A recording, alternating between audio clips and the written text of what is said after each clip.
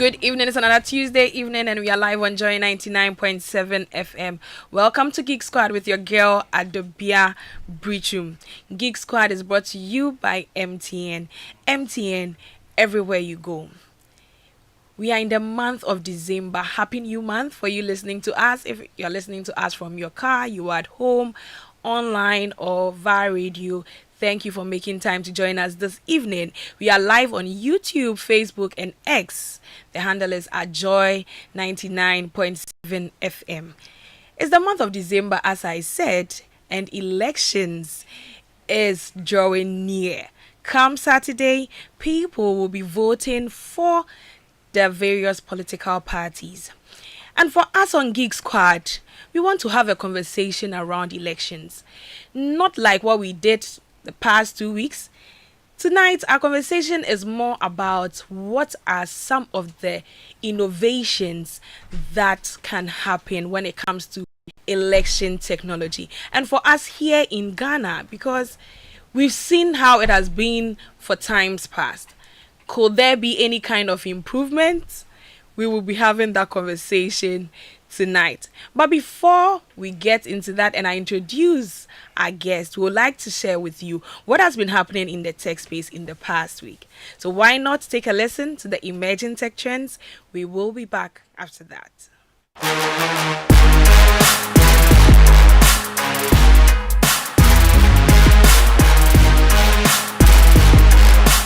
Hello there, and you're welcome to Imagine Tech Trends on Joy Geek Squad. My name is Shalasechi. In this week's trends, Ghanaian passports now chip embedded. Australia bans social media for under 16s. TikTok will block beauty filters for teens over mental health concerns. And finally, Google is connecting Spotify to its Gemini AI assistant. And now let's settle for details.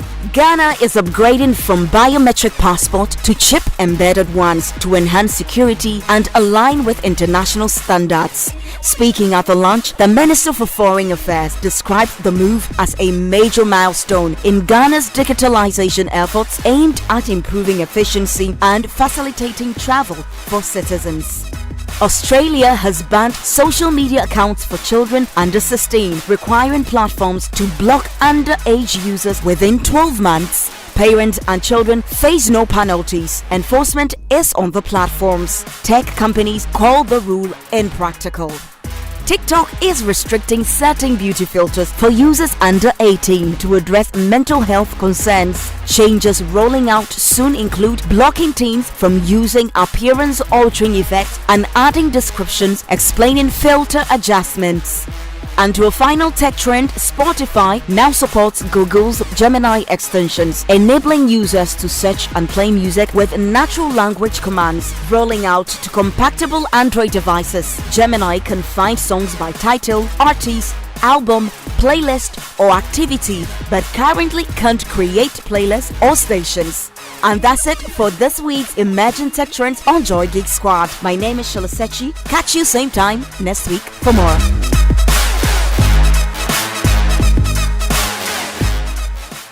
Welcome back. This is Geek Squad with your girl Adobea Biritwum. Geek Squad is brought to you by MTN. MTN, everywhere you go. Tonight we are having a conversation about election technology. What are some of the innovations that can be considered here in Ghana? Because some countries have done it. We want to check and see what we can do to improve the current system so that, who knows, with the way almost every party is talking about digitization, something of this sort can be implemented. I have with me two gentlemen.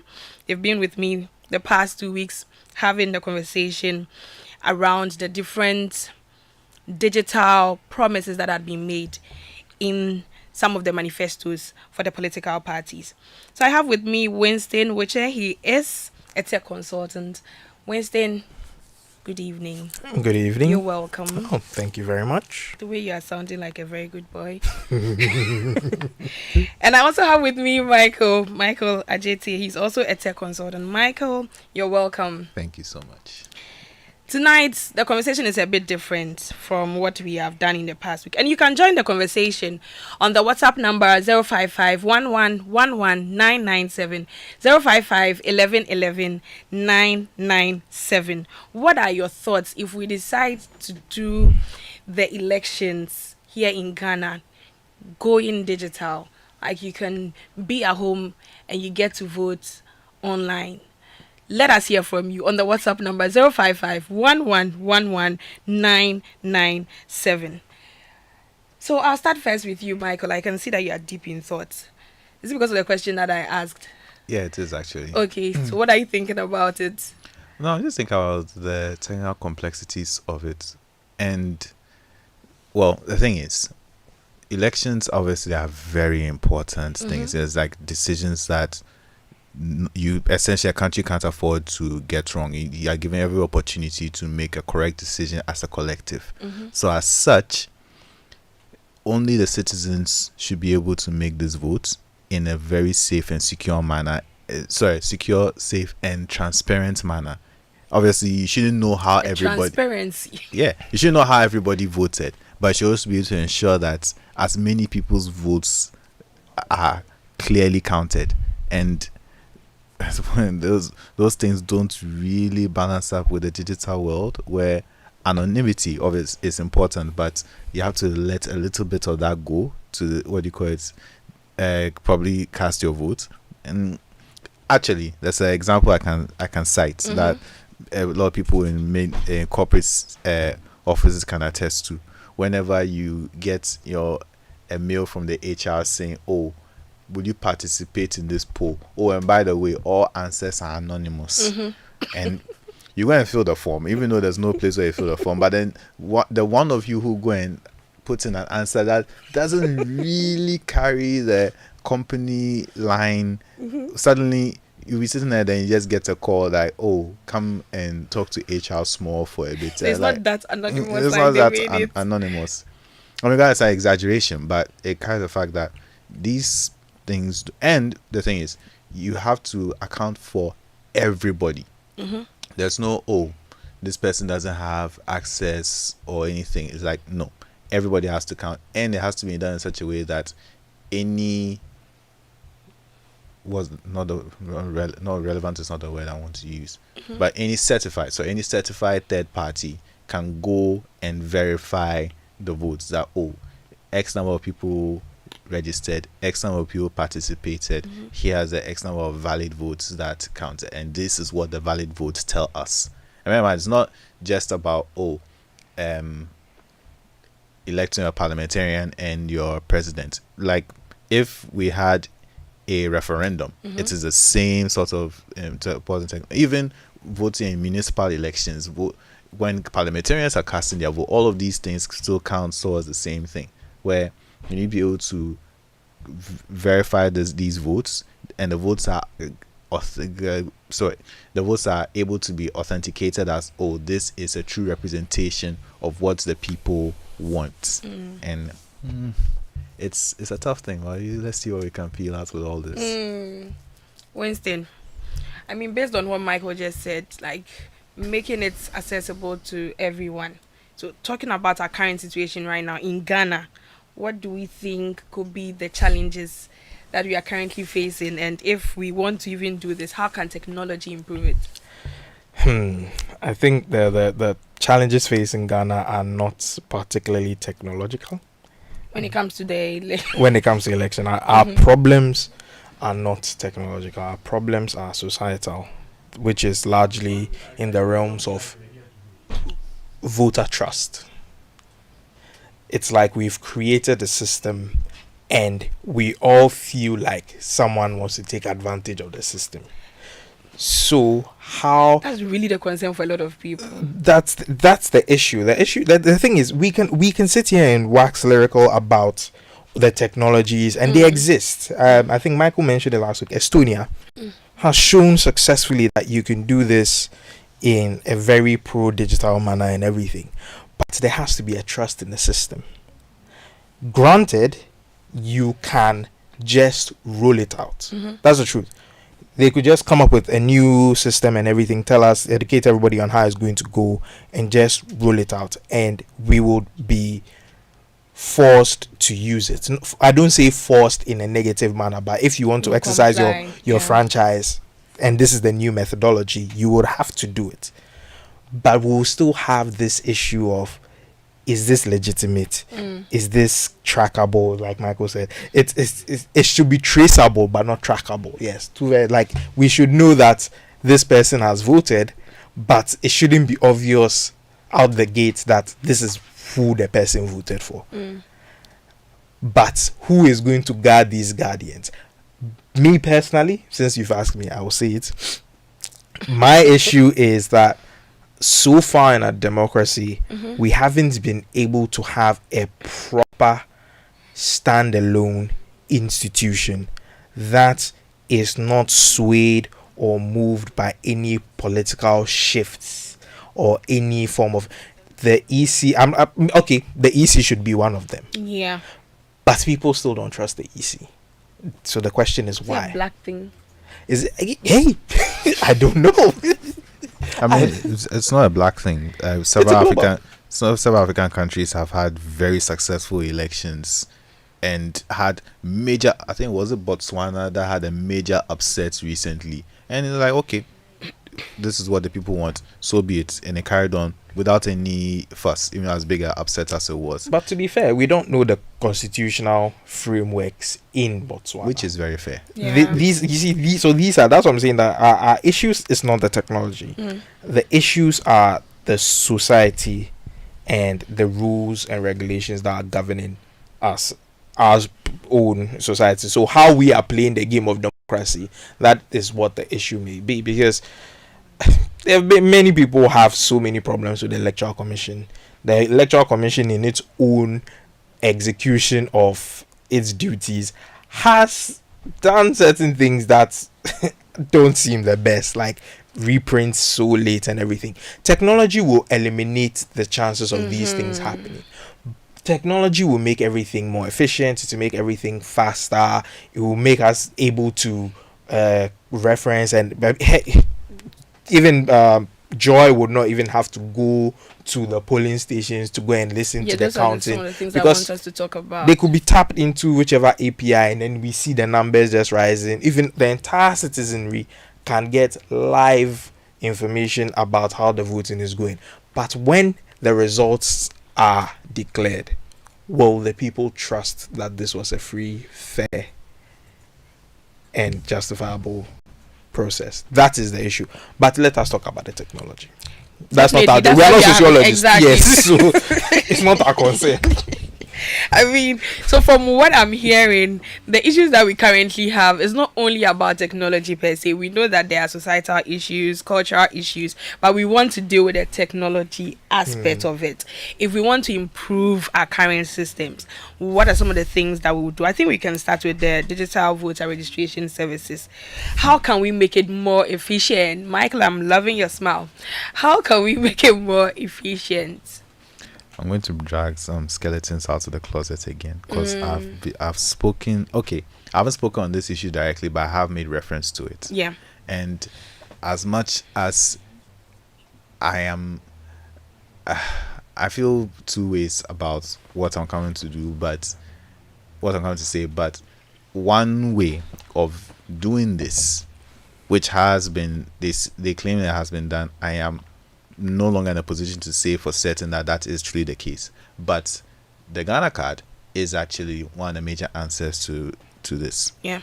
When you can cast your minds back, when we registered for it the first time, it was very extensive biometric capture, fingerprints, iris, face, and I can tell you for a fact that the technological capture used for those was not simply just essentially taking a picture and going. We got as in-depth information on those bio characteristics as possible.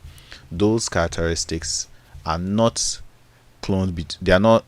They are unique to each individual, even amongst twins, triplets, and the like. So everybody now has as near perfect a digital copy of themselves on their card. And the thing is, the card is only part of the system. the majority of the system resides in the main system, the main servers at NIA that house all of this data and process it for whatever use.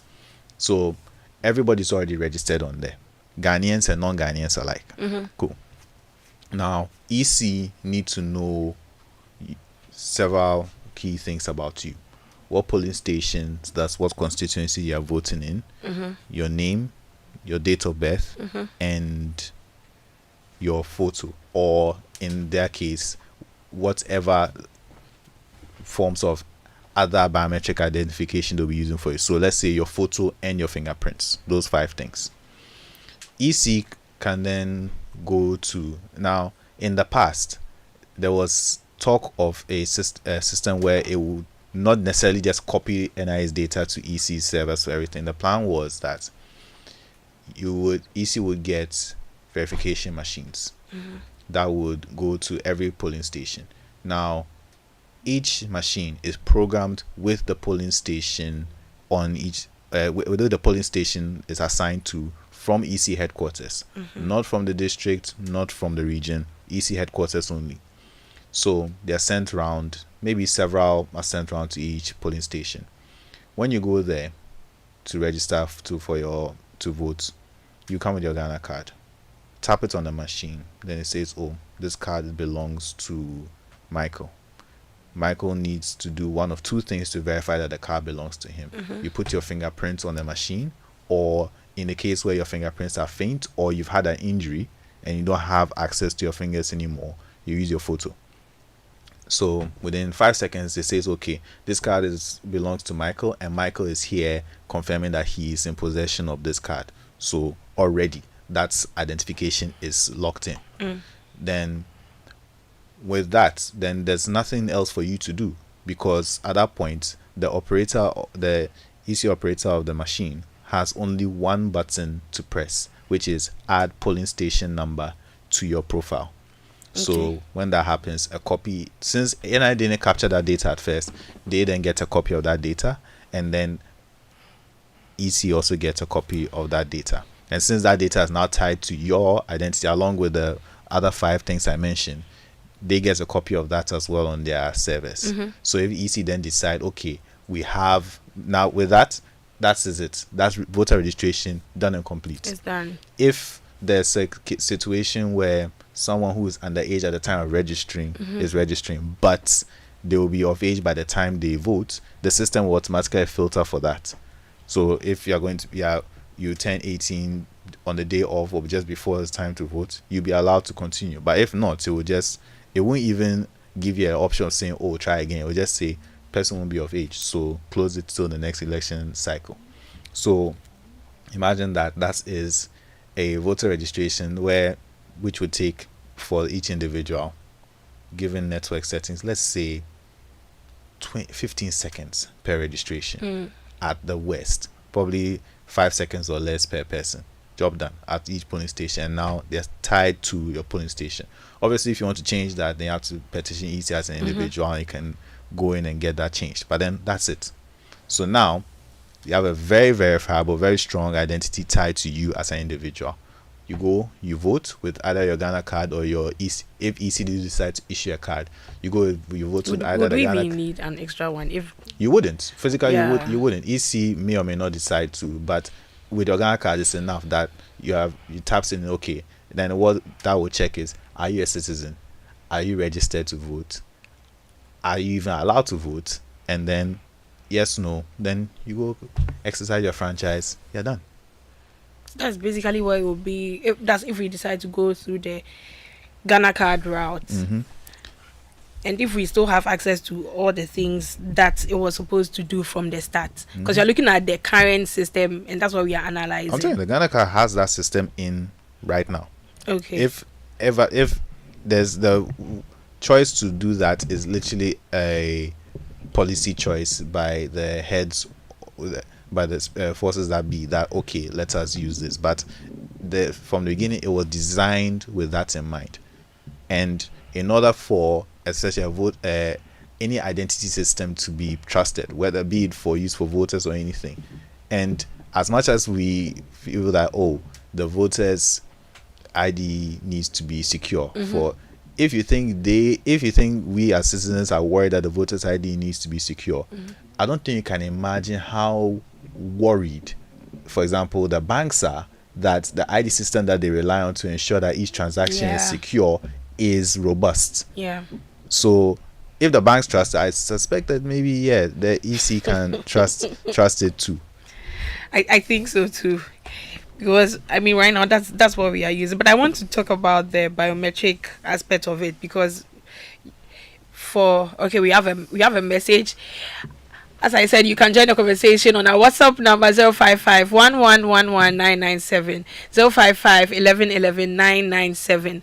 What would you say it would be like? Should we be voting online, everything digital? We would like to hear from you. This is from Seth, listening from Navrongo. Thank you so much, Seth. He says, if our elections should go digital in Ghana, said it's just a simple way of allowing strangers to rather decide for us, not forgetting Africa. We are digital slaves. That's what he thinks about it. That's what Seth thinks about it. Going totally digital. But anyway, we would like to talk about the biometric aspect, talking about the Ghana cards and the fact that our biometrics were taken. Now, with that particular thing that was done, how can we ensure that if we are to vote going digital, there would be free and fair elections?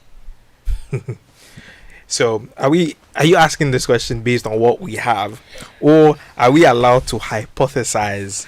Both of them. Both of them. Yes. Okay. So ideally, now let's go to the people who've been successful. The US just had an election. People mailed in their votes. People in Estonia, people voted using via text messages and stuff like that.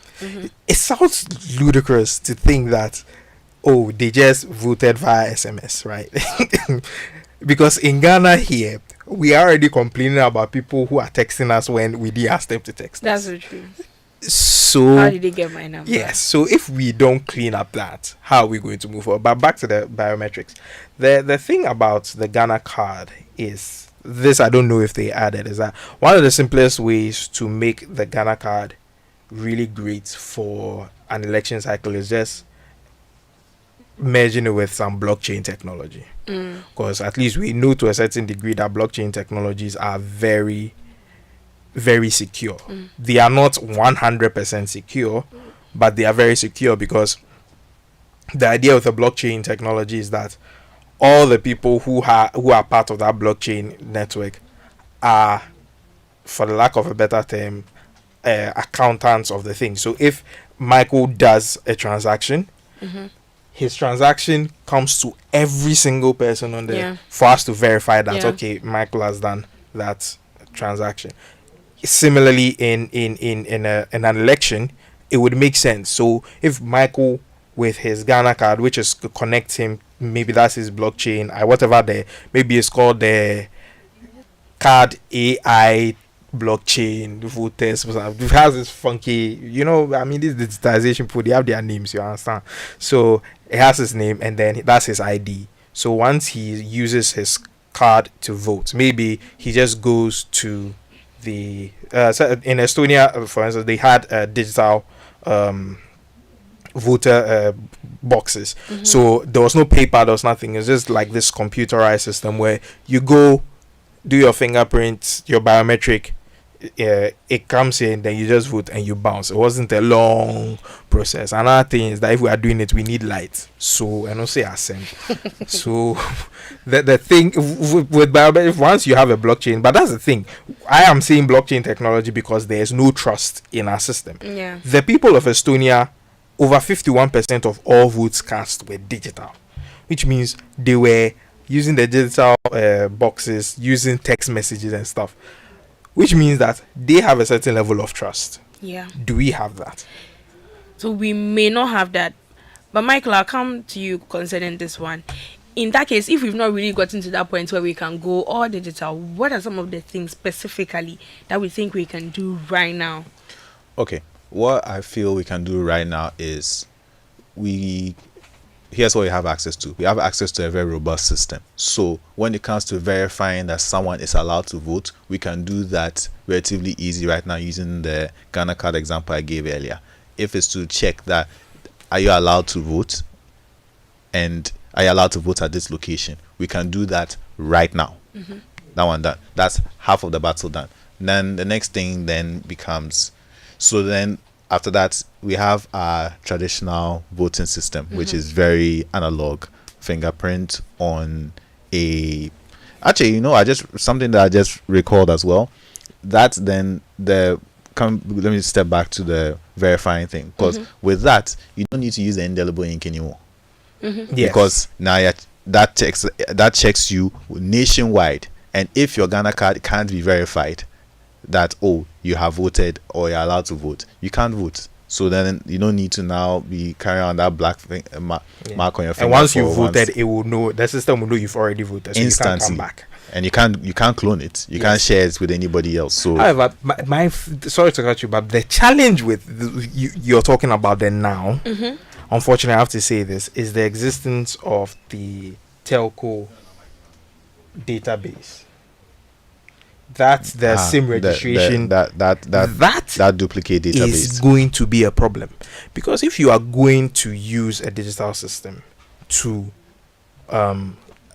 go through such a democratic process, there should be no duplicates anywhere in any shape or form. Yeah. But Winston, to counter that as well, the difference between the telco database and the Ghana card database is that one of those is verifiable. One of those is truly verifiable. Look, remember how the telco database was captured using photos of your fingerprints and the like, which is of such poor quality, anything can, trigger a positive match. But you see, the truth about that is we've seen videos of people, depending on the type of fingerprint scanner you are using, where just a photo of the fingerprint has worked. Which is a case where when you're using photos, that will be the case. But now you're dealing with the Ghana card system. You are not dealing with that. You are dealing with an actual fingerprint scanner, and you're not doing it in isolation. You're literally using it on the field. And the alternatives being that if the fingerprint is of dubious quality or whatever, then your face is there. But that means that whatever system you are proposing still requires us to go to the polls. We have to go to the polls. No, for our current we have to go to the polls. There's no other way for us to exercise our franchise. I would like to text my voting. About star, then we move. Look, in theory, if the SIM registration was done properly, that would be possible, because now every phone number is tied to an identity. Yes. Right, every phone number is legitimately tied to an identity. So that means that when a text is sent, then it says that, oh, this phone number is registered. This phone number is one of 5 registered to this individual. So it will not accept any more text message, votes or text messages from that number on this case. One done. But currently, can't we say the same thing? Because people use their Ghana cards to register their different phone numbers. Are we not able to link that Ghana card to? No. I mean, you can, but how are we going to? The verification is the issue, which is the most important step. When we did the first Ghana card registration, we everyone gave, I think the entry field at the time was maximum of 2 phone numbers. Yeah, now I think it's 10 now. No, at the time when we did the first one, the first time registration was a maximum of 2 phone numbers, and then that's what tied you, the individual, to those phone numbers. And then we came back and said SIM registration to cover everything else. But then remember, Winston, we went through this thing where we found out that the SIM registration stuff was not being verified against the Ghana card, despite what we were told, which was the largest argument about it. But that was what was supposed to be doing. Yeah, it was, but it wasn't. Suppose and what was done. It was supposed it was done. So allegedly. So it wasn't. Yes. So it wasn't being registered against. It wasn't being. So your phone numbers were not being matched against your actual Ghana card data, as they were said, which is why suddenly we have a spike in all sorts of spam and scams, where people even check, and then there are other people who have registered phone numbers. There's a way you can check using their So, details. Yeah. if you are legitimately using the Ghana card, what you call NIA's data or the Ghana card, that would not be possible. But that was not the case, and now here we are now. So now that entire database is compromised from the get-go. Because an interesting thing is that there was an immigration officer who showed up to cast his vote at Ablekuma Central, and he was told that his identity had been mistakenly used to vote, so he couldn't vote for himself in a way, like someone has already. So now the question is, it's also interesting because I think there was a journalist who also complained about a similar thing, that his was slightly different in the sense that he apparently you're supposed to sign up for the special voting and everything. He goes through everything. He takes an extra step of finding out where his polling station is supposed to be. He gets there on the day and they're like, he's not part. how? Yes, so it cast. But in line with being fanciful, I mean, Can we look ahead? Yes. when you were talking about the banking system, I came up with quite an interesting idea that would help us actually vote. But the issue is that I mean, digital voting has to start from a certain point. Yeah. So the main thing is that certain devices have some of the best biometric entries in the world that are accepted by banking institutions. So if your bank accepts that fingerprint, that means that in parallel, NIA should be able to accept that same finger because of. So for instance, some people use ultrasonic fingerprint scanners, and those are very, very secure. Then we have Face ID. I was just thinking about it. I was like, oh, Charlie, the Citizens app could have been amazing for this, because if the Citizens app could use the APIs from these devices and you go through a preliminary registration that ties into the NIA data, we could vote from our cell phones and the verification would just be on our phone, because that is a secure biometric. It's one of the most secure biometric entry points or biometric machines. But I mean, and like Michael said, if we had a referendum, you get a pop-up notification on your Citizen app that, oh, we are coming to cut this region into 5. How many regions are there anyway? We're not 12. In Ghana. Yeah. I Was think it it's more 16? than that. 16. Sorry, yeah. 16. Wow. I went to social studies in a while, but yeah. 16 from 16. 10 to 16. Yeah, so things like that. But with the stuff that we, like I said, it all goes back to, we can introduce a lot of technology, but like Michael has said, we will still go to the polls. The only difference is that the papers would not be used. But then the trust comes back that this digital voting box, has someone done something to it? Seriously, that was someone's question today. You understand? These are always the issues that people have. But if we had a third, like if we had an institution that had zero government ties, that everybody knew for sure that this entity not necessarily do whatever they want, but there's no oversight from any political or any governmental oversight to a certain degree, and we could trust that institution, Yeah. then they can handle it, and then we'll all be like, okay, it's cool. Because that's really the concern for so many, that if we are to have something like this, how secure is it? That's really the concern for a lot of people.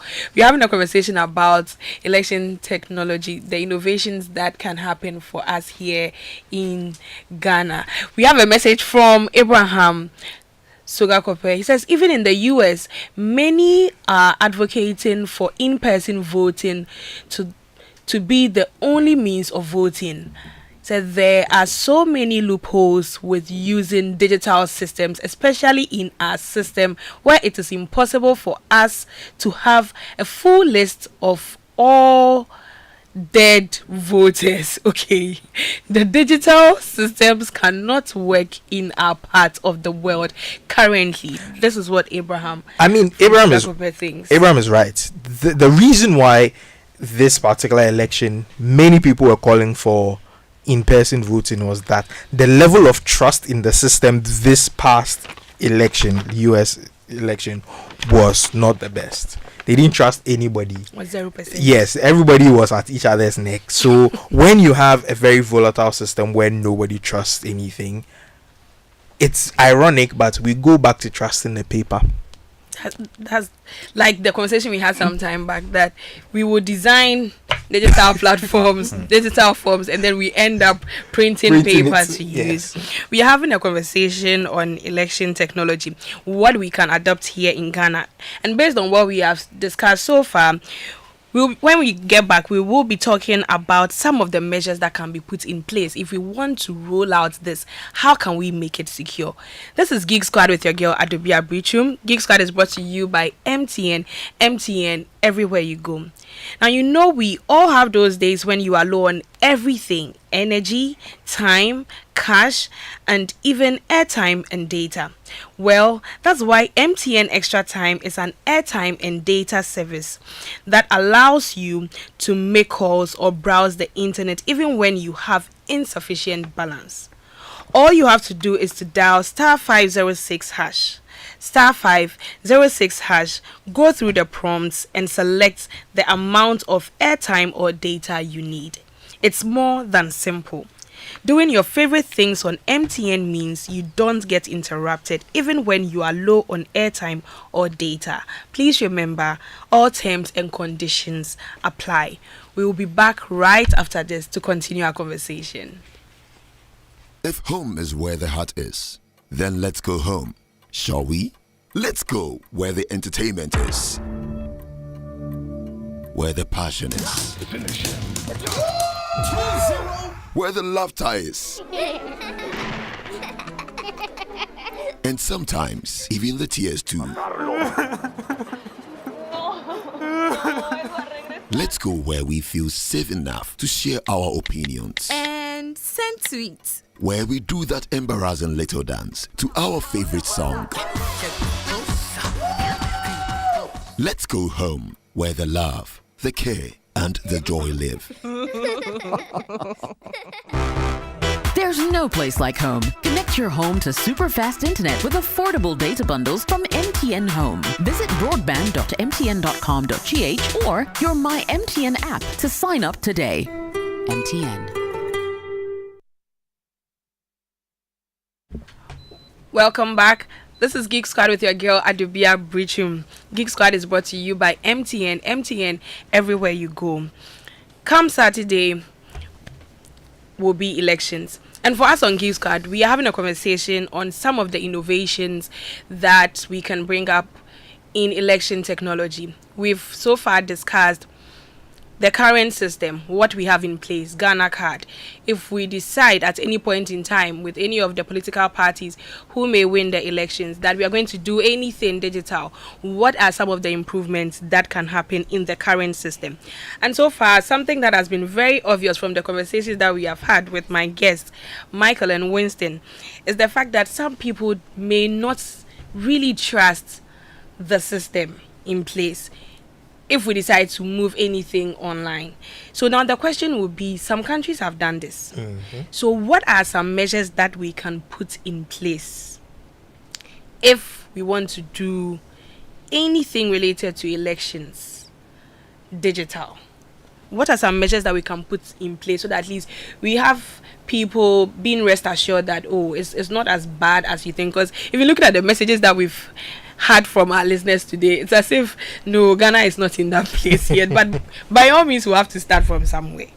Winston, what are your thoughts? What are some measures that we can put in place?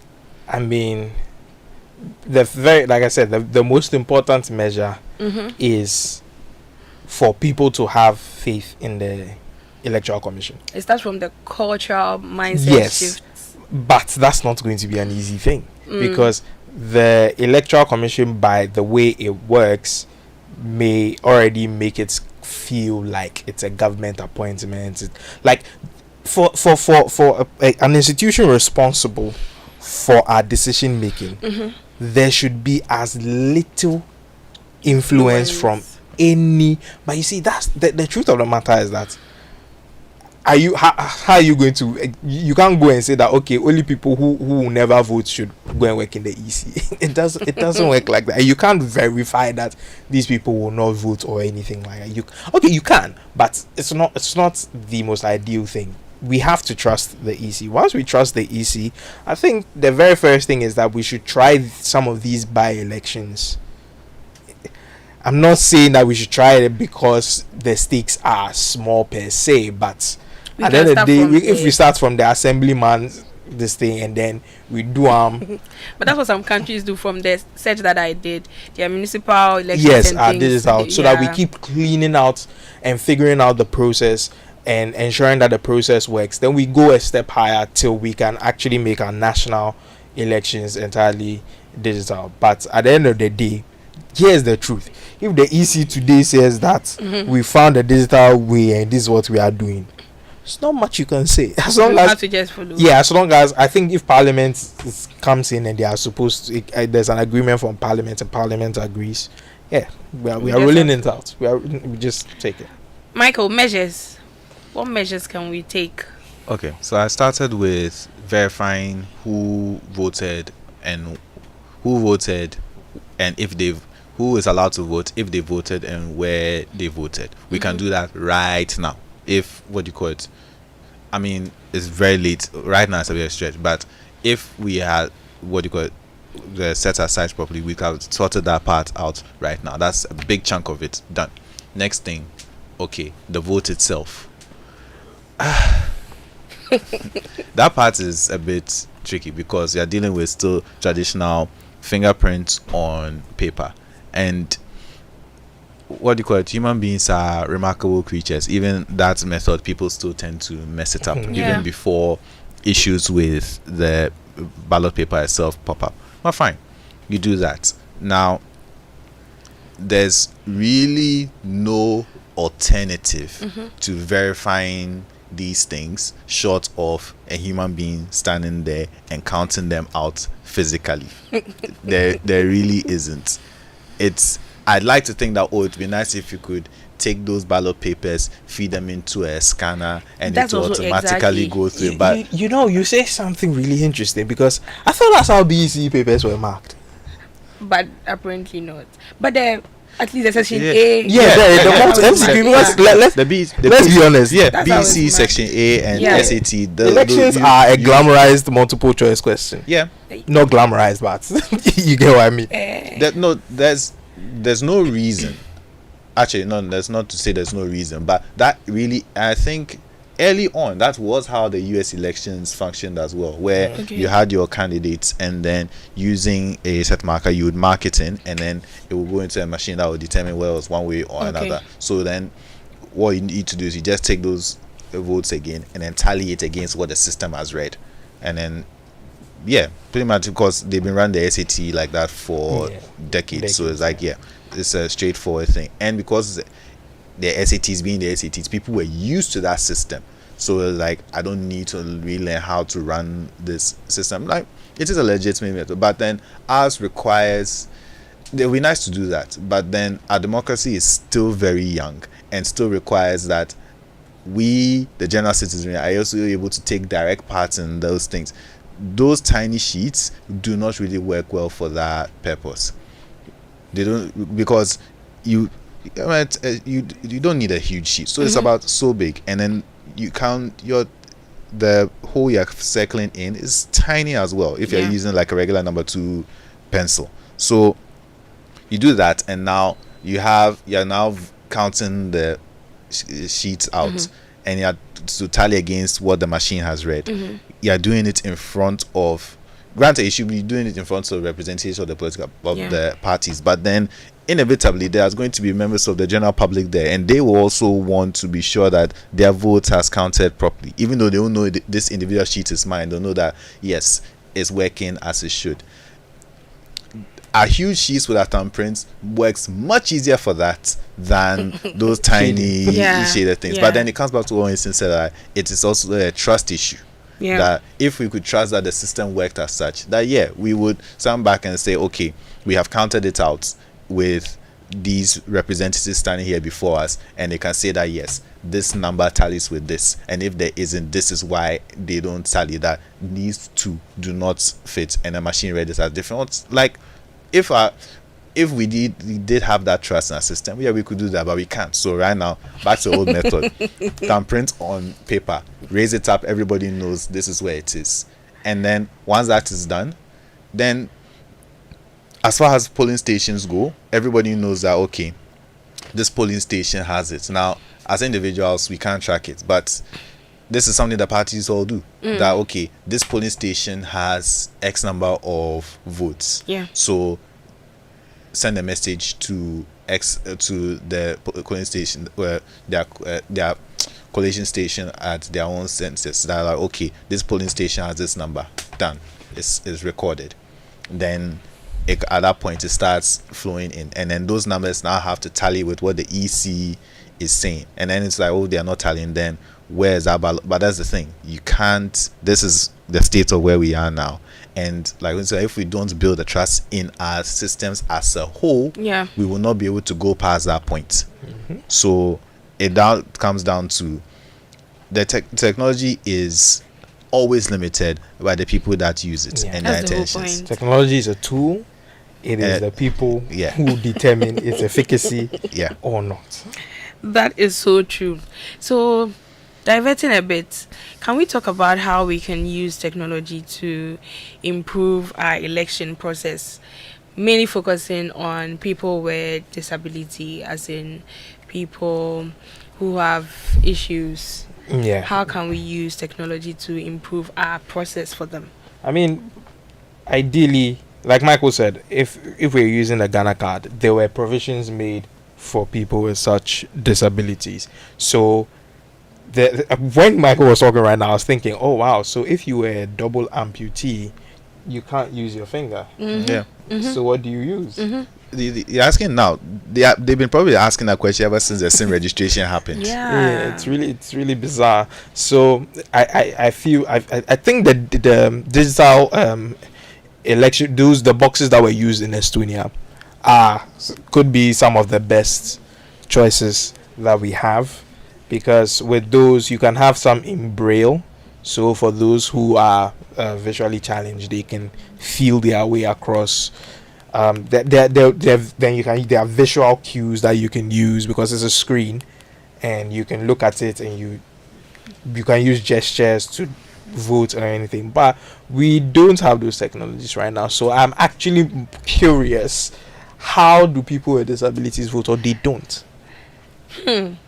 Michael, based on what we did for the Ghana card, what are some provisions made?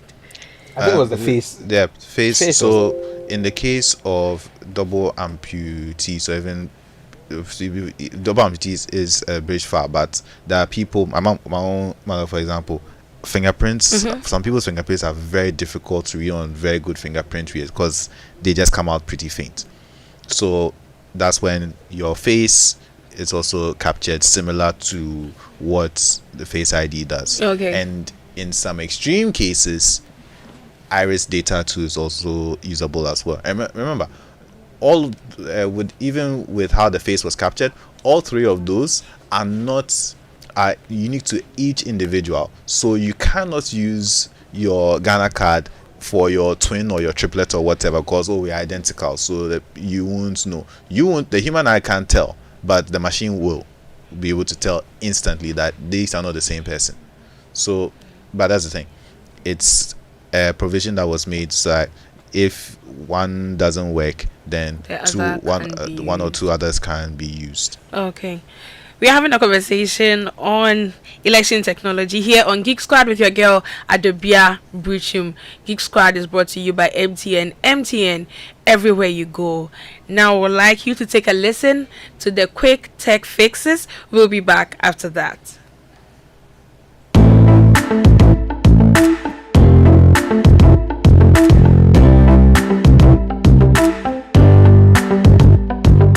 Hello there. My name is Michelle Ejekum, and as usual, I bring you some tech quick fixes and tips right here on Joy Geek Squad. Are you tired of seeing inappropriate Instagram reels? Wondering how to reset your algorithm? Well, here are some steps you need to follow. 1. Open your Instagram profile and tap on the menu in the right top corner. 2. Go to What You See section or find suggested content or content preferences. 3. Tap on sensitive content and set how you want to relate to that content. And that's it. Enjoy a cleaner and more relevant feed.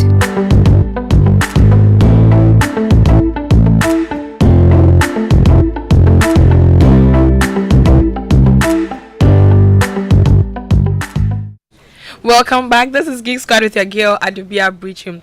We've had a conversation on how we can improve our election process using technology. I've had a conversation with Winston Oche and Michael Ajete. So wrapping up, Michael, final words in 30 seconds. What would you say based on the discussions that we have had so far?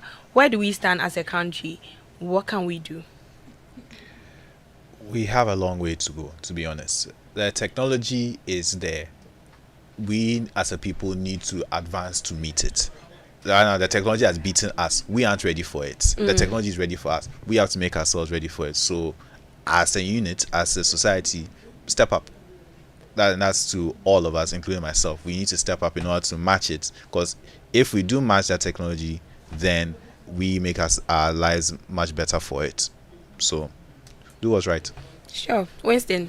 Well, first I just want to say well done to all the youth in the political parties. I saw there a bunch of people doing their what do they call those things? What?